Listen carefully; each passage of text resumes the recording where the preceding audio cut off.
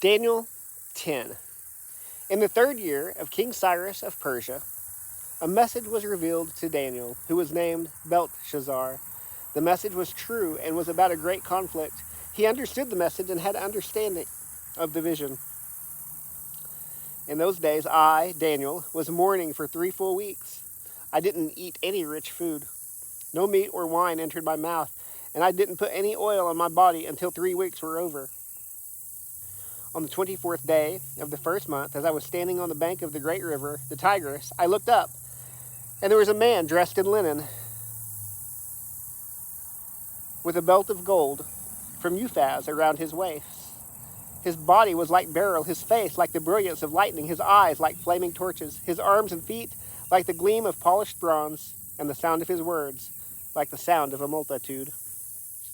Only I, Daniel, saw the vision. The men who were with me did not see it, but a great terror fell on them, and they ran and hid. I was left alone, looking at this great vision. No strength was left in me. My face grew deathly pale, and I was powerless. I heard the words he said, and when I heard them, I fell into a deep sleep with my face to the ground. Suddenly, a hand touched me and set me shaking on my hands and knees. He said to me, Daniel, you are a man treasured by God. Understand the words that I am saying to you. Stand on your feet, for I have now been sent to you. After he said this to me, I stood, trembling. Don't be afraid, Daniel, he said to me, for from the first day that you purposed to understand and humble yourself before your God, your prayers were heard. I have come because of your prayers, but the prince of the kingdom of Persia opposed me for 21 days. Then Michael, one of the chief princes, came to help me after I had been left there with the king of Persia. Now I have come to help you understand what will happen to your people in the last days, for the vision refers to those days. While he was saying these words to me, I turned my face toward the ground and was speechless. Suddenly, one with human likeness touched my lips. I opened my mouth and said to the one standing in front of me, My Lord, because of the vision, anguish overwhelms someone like me, your servant. Speak with someone like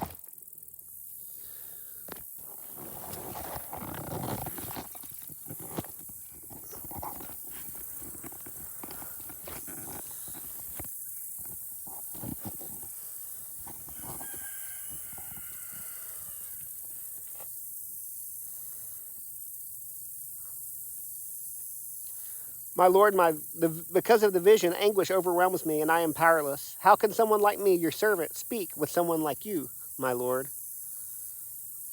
Now I have no strength, and there is no breath in me. Then the one with a human appearance touched me again and strengthened me. He said, Don't be afraid. You who are treasured by God, peace to you. Be very strong.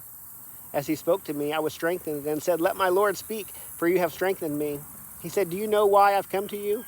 I must return at once to fight against the prince of Persia, and when I leave, the prince of Greece will come. However, I will tell you what is recorded in the book of truth.